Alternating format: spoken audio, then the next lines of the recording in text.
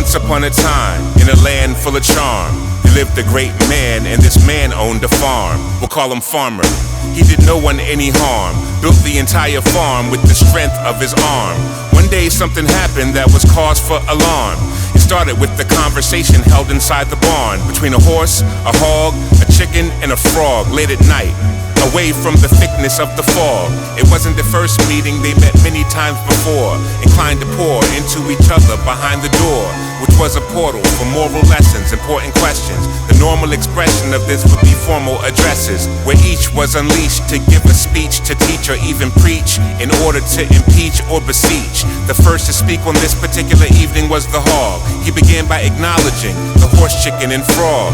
To my distinguished guests, thanks for lending me your ears. To me it's clear you've been dear peers for many years. I've been wanting to speak for a minute, but I have been limited by my fears. Here's the gist: everything is not as it appears. My dear Mr. Horse, Miss Chicken, Mr. Frog, I know that when you look at me, what you see is a hog. But since I can remember, I've never felt like a hog. In the deepest part of me, I've always known I was a dog. For instance, when I'm happy, I love wagging my tail, and I never like the slop Farmer smashed into my pail. I prefer dog biscuits, I sneak them after dark. While my friends prefer to oink, I just have to bark. Long story short, I have a few things to announce. As much as I love the barn, my proper dwelling is the house. In order for me to get there, I have to make some changes. The very first thing is adjusting what my weight is. I'll stop eating slop, and as an overachiever, I'll shrink down to the size of a golden retriever. I know I can be the best friend that's lacking for the daughter. Instead of just settling, being fattened for the slaughter, I'll have a chat with Farmer. Surely he will make time. By the way, I'm from here on out to be called K9. This concludes my speech then, no place for being subtle. I welcome all agreement, but please save your rebuttals.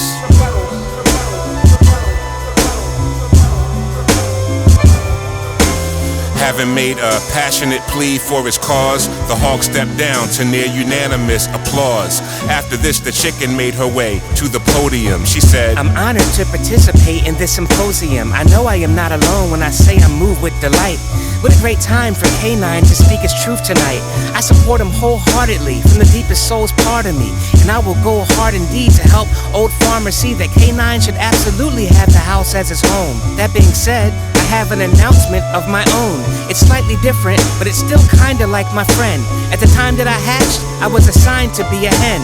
And hens are always female, cause we provide the eggs. Don't sleep on this detail, we're treated like the dregs. Through troughs we are fed, we're accosted and bred. They take all of our eggs, and it's off with our heads. A pitiful existence, it is so consistent. With farmers' literal malignance, this is my resistance.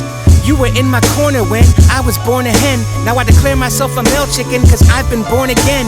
I'll have a chat with Farmer, surely he will make time and see my great mind when I confront him along with K9. The righteous resistors will surely be the victors, and I'm no longer your sister, friends, you can call me Mr. Having made a passionate plea for her cause, the chicken stepped down to near unanimous applause. After this, it was the horse who approached the stage. He said, I've seen a lot of things in my older age. I'll keep my comments very brief so I don't have to bore you.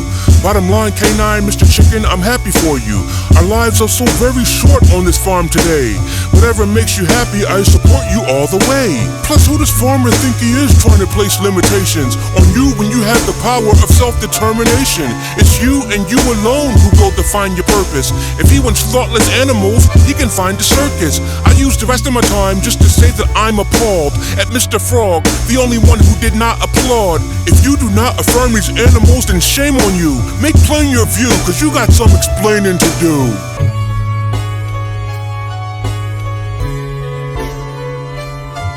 With the horse having called out the frog's nonchalance, all eyes were on the frog, waiting for a prompt response from his soon-to-be former friends. He felt mad scorn. Once his words had form, he stepped up to the platform. He said, Hey, listen guys, I'm not here to cause any trouble. Besides, Mr. Hog, K9 said no rebuttals. I didn't seem enthused, you perceived me to be aloof. But what kind of friend would I be if I didn't speak to you the truth? Honestly, I have a different view, I must confess. But my disagreement doesn't mean I love you any less. It seems to me that you're confused concerning what is real, and that reality for you is determined by what you feel. That logic is mistaken though, let's just take it slow. Just because you feel that something's true, it doesn't make it so. Like Mr. K9, let's say you feel you can fly. If you jumped off a cliff in your zeal, you would die. Mr. Chicken, you might feel you belong down in the ocean, but if you dove in, you would drown in your devotion. No matter how much you try to quack, you'll never be a duck. He oinks, he neighs, I ribbit, you cluck. As far as going to the house, I love you enough to warn ya. Unless you want some karma, do not confront the farmer. Cause whatever you endeavor to propose by imitation, farmer has the power to expose your limitations.